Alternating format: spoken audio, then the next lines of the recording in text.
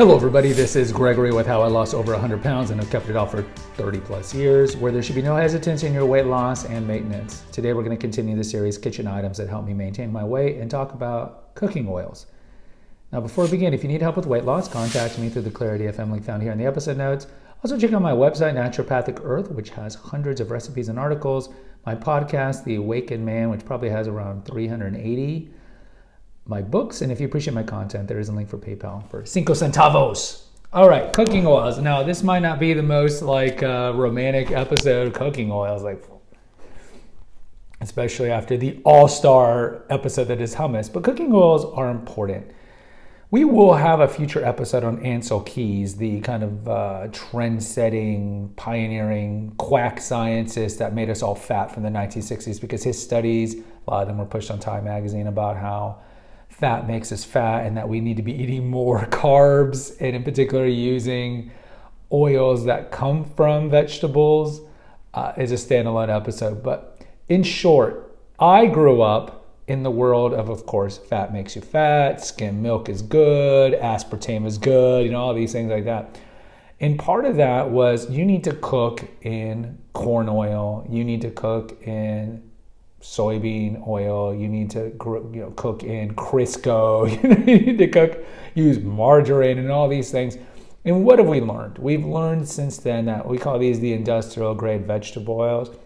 Industrial grade vegetable oils destroy our heart. They lead to atherosclerosis, plaque buildup in the coronary arteries, and lead to a massive problem with coronary artery disease in general and all the extensions of that, which would be strokes, heart attacks, aneurysms, and all these things like this. So ideally, you need to stay away from them. Now, we do have a couple episodes I did on how to eat out based on cuisines. I think at this point I only have the Mexican one done. But when you go to a restaurant, it's totally okay to ask to have them cook it in butter, because they ain't cooking in butter, as we say in Texas. They're going to be cooking in industrial grade vegetable oil because it's cheap.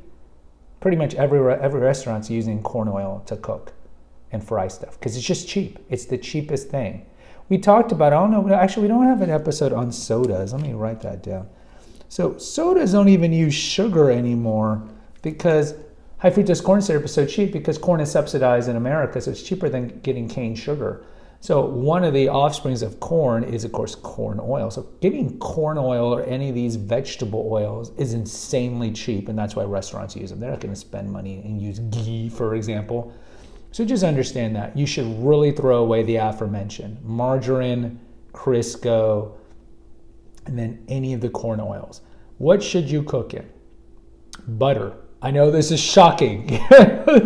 Butter's got a lot of saturated fat. Look, I get it. Not all saturated fat is created equal. Saturated fat that comes from eating honey buns and ding-dongs is bad for you. Saturated fat from animal products like steak and eggs, it's not bad. In fact, the body needs at least 20 grams of saturated fat. We do need saturated fat. It's just where are you getting the saturated fat from?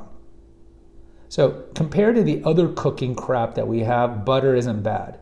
Now, you can get clarified butter, which is ghee, that's commonly used in the subcontinent of India. That's great. A lot of paleo people love ghee.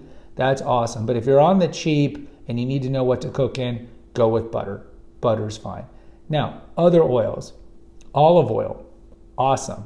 I eat a lot of olive oil. We know the Mediterranean diet is always reputed to be the best diet. And that's partly, not always, but partly because they do use a lot of olive oil in their cooking. If you go look at southern Italy, Greece, the Levant, this area, they eat bread. So this is what I always tell the non-gluten people, but bread's bad. Well, the people who live the longest actually eat bread. Shut up! So it's totally fine to kind of mimic the Mediterranean diet. They eat a lot of fresh foods and so forth, but olive oil is great. Now, if you're cooking in olive oil or another, certainly a paleo primal favorite, which is avocado oil, just understand you need to cook at low heat, very low heat. I think it's under 300 degrees with olive oil. So if you're cooking on the stove, make sure you cook it low because it oxidizes, or you can essentially get a lot of more damage that can come from ingesting oxidized hot olive oil. So of course, olive oil in your hummus is great. Olive oil, and you just sprinkling it wherever you want, on salads, whatever. That's totally fine. But when you cook it at low heat, and avocado oil is the same. Just look it up before you use these things. So those, I think, are probably the best to cook in.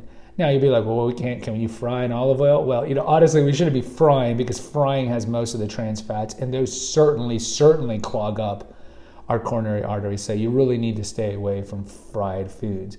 But in terms of it just day in, day out, I would go with butter, ghee, olive oil, and if you can afford it, because avocado oil is pretty expensive. But the more important thing is just throw out the corn oil, throw out the soybean oil, throw out these things because they're just horrible and they're rancid. And also understand, you'll be like, Gregory, I never use soybean oil.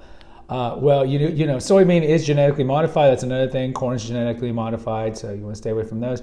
But any of you who eat middle aisle foods, which are the majority of us, just look on the back. They all have soy lecithin, which is an emulsifier. It keeps the stuff all together. Or they do use soybean oil. So pretty much every American every day is getting genetically modified corn or soybean. I mean, there's like 30 different hybrids of corn sugar on the back of an ingredient. They have maltodextrin, dextrose. They have all these code names for corn sugar or corn syrup. So look, trust me, we're all eating GMO. We're all eating this crappy industrial grade vegetable oil. So just pick and choose your battles. Try to stay away from middle aisle foods, but when you do cook in the aforementioned. Guys, post in the comments. I'd like to hear from you. Hit the notification, subscribe, share button, share with others. Until next time, take care. God bless and pray.